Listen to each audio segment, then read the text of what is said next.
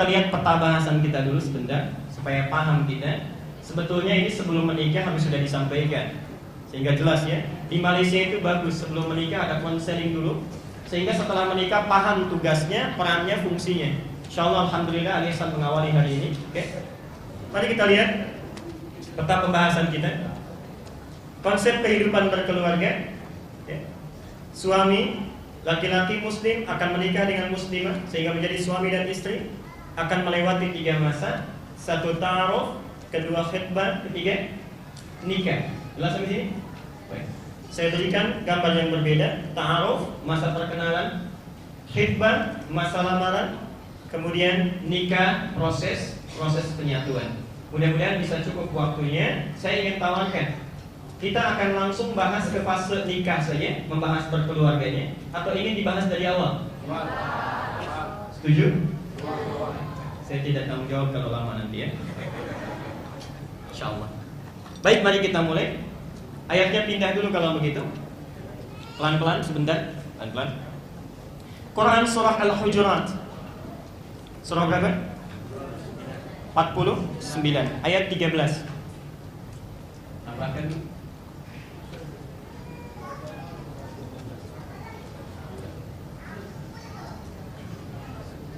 Bapak Ibu sekalian, mohon fokus ke sini. Nanti kita akan lihat dan perhatikan. Tambah An-Nisa ayat 4 ini sudah ada, sudah masuk. Kita akan mulai dulu. Karena manusia itu makhluk yang terhormat, dari mulai diciptakan sampai meninggal, maka Allah membuat aturan baginya supaya apapun yang dilakukan itu tetap dalam jalur yang terhormat. Apa diantaranya? Allah mengatur konsep kehidupan manusia dalam hal berpasangan pun, menyatu dalam kehidupan pun, dibuat satu aturan-aturan yang dengan itu dijaga kehormatannya, dibedakan dengan makhluk yang lainnya. Kalau hewan, kambing misalnya, yang jantan, yang betina sudah muncul hasratnya, itu tidak punya aturan. Dimanapun bisa dilakukan, dalam keadaan apapun. Bahkan jangankan di tempat biasa, di samping rumah Allah pun kalau sudah tiba hasrat itu bisa dilakukan. Kemarin kurban Idul Adha, kita punya hewan kurban disimpan di samping masjid. Mau azan, mau ada orang sholat, kalau kambing jantan sudah muncul hasratnya, maka dia akan mulai lirik-lirikan sama yang betina, pegang-pegangan, cari kesempatan. Subhanallah. Karena itu, kalau ada manusia yang subhanallah sampai di samping rumah Allah, berani lirik-lirikan, berani pegang-pegangan, itu artinya tidak jauh beda dengan saya yang bilang ya. Supaya manusia beda dengan hewan, beda dengan makhluk lain, maka Allah turunkan aturan supaya makhluk ini memang terhormat wujudnya. Apa itu? Bagi seseorang yang sudah memiliki kematangan, berencana untuk berkeluarga, menikah. Untuk yang belum, ini konsepnya. Untuk yang sudah, untuk anak-anaknya. Ya, insyaallah. Perhatikan sini. Konsep pertama, kata Al-Quran, kalau sudah muncul kematangan dari sisi muslim dan muslimah, maka konsep yang diberikan oleh Allah, saya akan cepat saja, disebut yang pertama dengan ta'aruf, bukan pacaran. Ta'aruf, bukan pacaran. Ya ayyuhan nasu, perhatikan konsep ini hebat sekali. Wahai manusia, inna khalaqnakum, sungguh jangan ragu, kami telah ciptakan kalian min dzakarin wa untha. Satu lelaki, ada perempuan.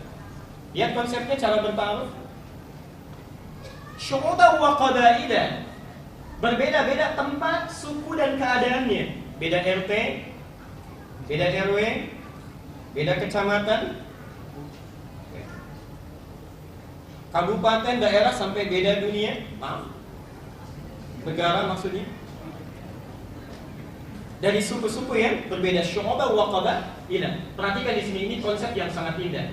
Konsep ta'aruf pertama ingin menyampaikan manusia itu sudah dibuat oleh Allah, desainnya pasti berpasangan, dicipta laki-laki dan perempuan. Konsep pertama menyampaikan ta'aruf kalau ingin dipraktekkan, maka konsepnya adalah lelaki mencari perempuan, perempuan menunggu lelaki untuk bisa ditemukannya. Apa maksudnya? Ketika Allah menyebutkan zakar dan unta, ini artinya fitrah manusia kalau ingin mencari pasangan pasti lelaki dan perempuan. Tidak ada lelaki mencari lelaki, tidak ada perempuan mencari perempuan. Jadi kalau ada orang yang keluar dari konsep ini, lelaki suka pada lelaki, atau perempuan menyenangi seorang perempuan yang lainnya, itu berarti ada penyakit yang akut dalam jiwanya. Ada persoalan dalam dirinya. Di konsep pertama. Yang kedua, ini yang kita fokus di sini. Syu'uban wa qabaila, tempatnya bisa banyak. Beda RT, beda RW, beda kecamatan, kabupaten, sampai beda negara. Ingin memberi pesan kepada kita, jodoh itu sudah Allah siapkan, tempatnya cukup luas, silakan tinggal dicari saja. Saling mengenal. Kalau nggak dapat di RT yang sama, mungkin di RW yang berbeda. Kalau nggak dapat di RW yang sama, mungkin di kecamatan yang berbeda. Kalau nggak dapat di kecamatan yang sama, di kabupaten yang berbeda. Jadi kalau Anda tidak menemukan di satu lingkungan, jangan merasa bahwa saya tidak laku, atau saya misalnya belum mendapatkannya. Cari, sekalipun itu bisa kita dapatkan di bumi yang sangat luas ini. Allah sudah siapkan, tinggal kesungguhan kita untuk mencarinya. Itu bagian yang kedua. Pelan-pelan. Yang ketiga, saya agak cepat sekarang. Kalimatnya bukan arafah, tapi ta'aruf. Ta'aruf. Kalau ada dalam bahasa Arab, satu kalimat di tengahnya ada alif, ta'arafa, tadaraba, taqatala, tasafaha. Itu artinya bermakna saling. Ada dua arah, bukan satu arah. Kalau arafah saja, misal arafah, itu artinya cuma satu orang yang mencari, yang lain pasif. Cuma satu orang yang berusaha mengenal, yang lain tidak. Tapi ketika Allah menyebutkan ta'aruf, ini artinya baik lelaki ataupun perempuan, kalau ingin melakukan sepakat mengacu kepada jenjang pernikahan, ingin berkeluarga, maka satu sama lain harus berusaha mengenal latar belakangnya, kepribadiannya, keadaannya, sehingga bukan satu saja yang kenal siapa calon istrinya atau ini calon suaminya, tapi kedua-duanya mesti tahu siapa yang akan menjadi pasangan hidupnya. Jadi disinilah Bapak Ibu sekalian, mohon maaf saya ingin tegaskan, seringkali terjadi keretakan dalam rumah tangga karena ternyata ketika menikah sebelumnya tidak pernah tahu tentang siapa pasangannya. Jelas sampai sini? Diturunkan satu aturan, saya cepat. Bagaimana sekarang petunjuk Nabi SAW yang menerjemahkan Al-Quran supaya dalam mencari pasangan ini sesuai dengan petunjuk-petunjuk Quran dan Sunnah, sehingga kehormatan kita itu tetap terjaga. Apakah kemudian, mohon maaf, aturannya mesti cari pindah sana sini, kemudian mulai lihat misalnya biodatanya dan sebagainya? Apa yang harus ditentukan, yang harus diketahui? Maka Nabi membuat 4 aturan. Perhatikan di sini. 1. Tunkahul mar'atu li arba'in. Untuk perempuan, seseorang itu dinikahi, seorang perempuan itu motifnya kata Nabi ada 4. Perhatikan. Kalau kita akan menjalin ta'aruf, Bapak Ibu punya anak akan dita'arufkan, maka Nabi memberikan pesan, perhatikan 4 hal ini. 1. Tunkahul mar'atu li arba'in. 1, limaliha, karena faktor hartanya, faktor ekonomi. Yang kedua, lijamaliha, parasnya, kecantikannya. Ketiga, linasabiha, latar belakangnya. Dan keempat, lidiniha, agamanya. 1, faktor ekonomi, harta bendanya. 2, parasnya. 3, latar belakangnya. Dan keempat, kekuatan agamanya. Kalau yang keempat ini yang menjadikan prioritas, maka akan beruntung, bahagia dalam jalinan rumah tangga yang akan dicapai itu. Perhatikan. 1 apa? Ekonomi hartanya. 2 apa? Parasnya. 3 apa? Sekarang lihat, saya akan beri garis ini. Kenapa hadis ini diturunkan? Ditambahkan yang keempat. Umumnya manusia kalau ingin berpasangan itu umumnya selalu terfokus pada yang 3 ini. Ya? Manusia umumnya ketika akan mencari lawan jenis berpasangan, itu umumnya fokus pada yang 3 ini. 1, perhatikan, saat mulai melihat ada faktor yang menikah itu karena faktor harta benda saja. Maaf, bahkan ada kesan lebih baik mencari seseorang yang kaya daripada seorang yang cantik tapi tidak berharta, atau sebaliknya. Nah karena itu diluruskan oleh Nabi, perhatikan konsepnya. Ini yang barangkali jarang ditemukan di beberapa wilayah. Memperhatikan calon istri atau calon pendamping dalam konsep ta'aruf dari faktor ekonomi itu penting. Dari faktor harta itu penting, tapi yang dimaksud harta di sini, ekonomi di sini, itu tidak terletak pada kaya atau miskinnya. Perhatikan dalam hadis yang lainnya. Saya simpel saja, terangkan dengan cepat. Yang dimaksud faktor ekonomi ini, carilah pasangan yang bisa memiliki visi hidup yang sama dalam mengelola harta yang nanti didapatkan. Tadi ini perintahnya kepada laki-laki atau perempuan? Laki-laki. Perhatikan sini ya. Seakan-akan Nabi menyampaikan, seorang laki-laki bila mencari calon istri, maka carilah istri nanti yang pandai mengelola hartanya, bisa hidup bersamanya, bisa hidup bersamanya, menyesuaikan dengan pendapatan dan bisa mengelola apa yang bisa dihasilkan oleh suami itu. Apa maksudnya? Kalau suami misalnya baru punya pendapatan 5 juta, maka jangan cari calon istri yang zakat malnya saja sudah 10 juta. Keperluan salonnya sudah 10 juta. Ini nggak akan berimbang. Maka keterangan pertama, perempuan itu dinikahi karena hartanya, maksudnya bukan berarti cari yang kaya, cari yang hartanya melimpah, bukan. Tapi perhatikan bagaimana sikap kemampuan calon istri itu sehingga bisa menjaga hartanya, mengelola sesuai dengan pendapatan yang bisa dia hasilkan dalam kehidupannya. Jelas sampai di sini? Kedua, pelan-pelan. Kalau agak cepat, tolong angkat tangan saja supaya saya bisa kurangi sedikit. Yang kedua, panasnya, kecantikannya. Di sini juga seringkali orang keliru, mohon maaf. Yang dimaksud dengan panas di sini, memang secara lahiriah itu kita melihat yang cantik, ya? Yang subhanallah kita bisa menarik hati dan sebagainya. Tapi perhatikan, dalam ilmu psikologi saja, ilmu psikologi, cantik itu relatif. Kecantikan itu relatif. Kalau jelek itu enggak.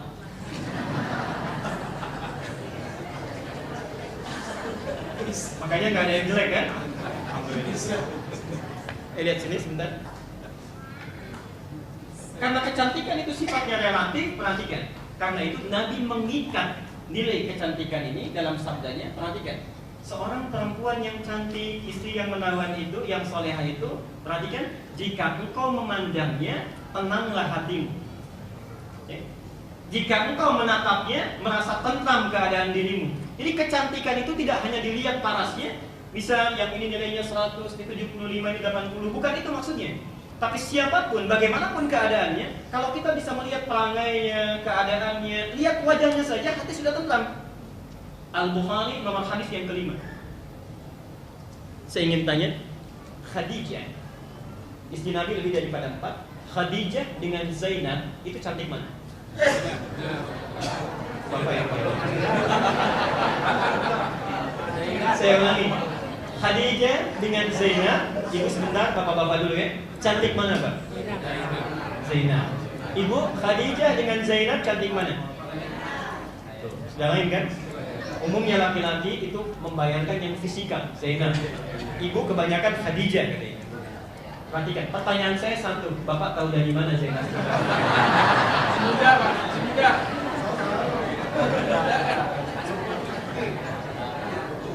Lihat sini, saya gambarkan ya.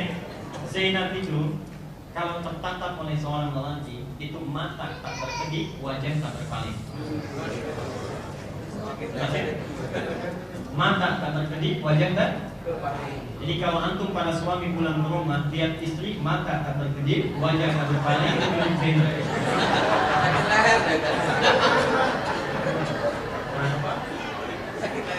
Kenapa fokus ke sini? Tapi subhanallah, selama hidupnya Zainab itu tidak pernah disebut-sebut oleh Rasulullah bahkan dalam tidurnya. Saat Rasulullah sudah ditinggal oleh Khadijah, menikah dengan Aisyah bersama istri yang lain, di antara sekian istri beliau tidak ada yang pernah disebut hingga ke tidurnya kecuali Khadijah. Khadijah, Khadijah, Khadijah. Saat menikah beliau sudah menjadi seorang ibu, sudah tidak muda lagi.